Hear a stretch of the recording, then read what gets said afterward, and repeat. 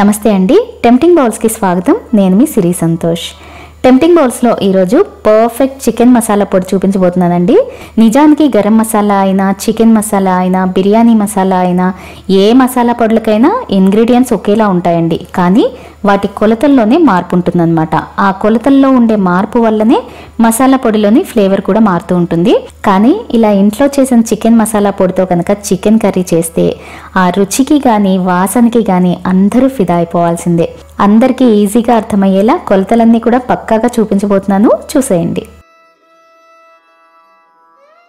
ముందుగా అడుగు మందపాటి కడాయిలో 1/2 కిలో ధనియాలు వేసుకోండి. అంటే ఇక్కడ ధనియాల్ని బేస్ చేసుకొని మిగతా ఇంగ్రీడియంట్స్ అన్ని చెప్తున్నాను. ఇలా అయితే మీకు కూడా ఈజీగా అర్థమవుతుంది కదా, సో అందుకని ఇందులో 50 గ్రాముల లవంగాలు, 50 గ్రాముల దాల్చిన చెక్క, 50 గ్రాముల జీలకర్ర, 50 గ్రాముల యాలకులు, 5 గ్రాముల నల్ల యాలకులు, 10 గ్రాముల మిరియాలు. యాక్చువల్లీ మిరియాలు అనేది ఆప్షనల్ అండి. అలాగే 10 గ్రాముల అనాస పువ్వు, 5 గ్రాముల జాపత్రి, 50 గ్రాముల శొంఠి ఇలా దంచి వేసుకోండి, మిక్సీ ఈజీగా తిరగడానికి అనమాట. 5 గ్రాముల బిర్యానీ ఆకుని ఇలా కట్ చేసి వేసుకోండి. దాల్చిన చెక్కను కూడా ఇలా చిన్న ముక్కల కింద కట్ చేసుకుంటే మిక్సీ తిప్పడానికి వీలుగా ఉంటుంది అనమాట. వీటితో పాటు ఒక 30 గ్రాములు ఎండుమిర్చి వేసుకోండి. ఎండుమిర్చి కూడా కాశ్మీరీ చిల్లీస్ అయితే మీకు కారం తక్కువ ఉంటుంది, అలాగే మసాలా పొడికి కూడా మంచి కలర్ ఉంటుంది అనమాట. సో కాశ్మీరీ చిల్లీసే వేసుకోవడానికి ట్రై చేయండి. తర్వాత 10 గ్రాముల కసూరి మేతి, గుప్పెడు కరివేపాకు కూడా వేసుకోండి, ఫ్లేవర్ చాలా బాగుంటుంది. ఇంకా 50 గ్రాముల జీడిపప్పు, 1 టేబుల్ స్పూన్ అంత సోంపు కూడా వేసి లో టు మీడియం ఫ్లేమ్ మీద 4-5 నిమిషాలు మసాలా దినుసులు మాడకుండా లోపలి వరకు చక్కగా రోస్ట్ అయ్యి మంచి సువాసన వచ్చేంత వరకు వేయించండి. మసాలా దినుసులు మాడితే గనక ముందు ఫ్లేవర్ మారిపోతుందండి. సో దగ్గరుండి జాగ్రత్తగా రోస్ట్ చేసుకోండి. ఇక్కడ నేను ఫస్ట్ పెట్టిన బాండి సరిపోలేదండి, సో వేరే దానిలోకి ట్రాన్స్ఫర్ చేసి వేయిస్తున్నాను.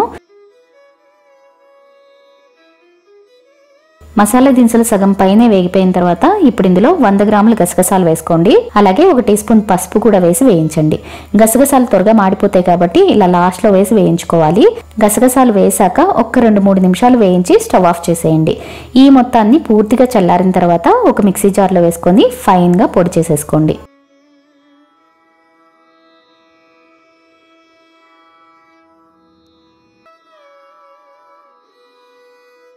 ఇలా పొడి చేసేసుకున్న తర్వాత ఇందులో 1 టేబుల్ స్పూన్ అంత సాల్ట్ వేసుకోండి. సాల్ట్ వల్ల మసాలా పొడి ఎక్కువ రోజులు నిల్వ ఉంటుందండి, సో తొందరగా పాడవదు అనమాట. ఇలా మొత్తం బాగా కలిపేసేయండి.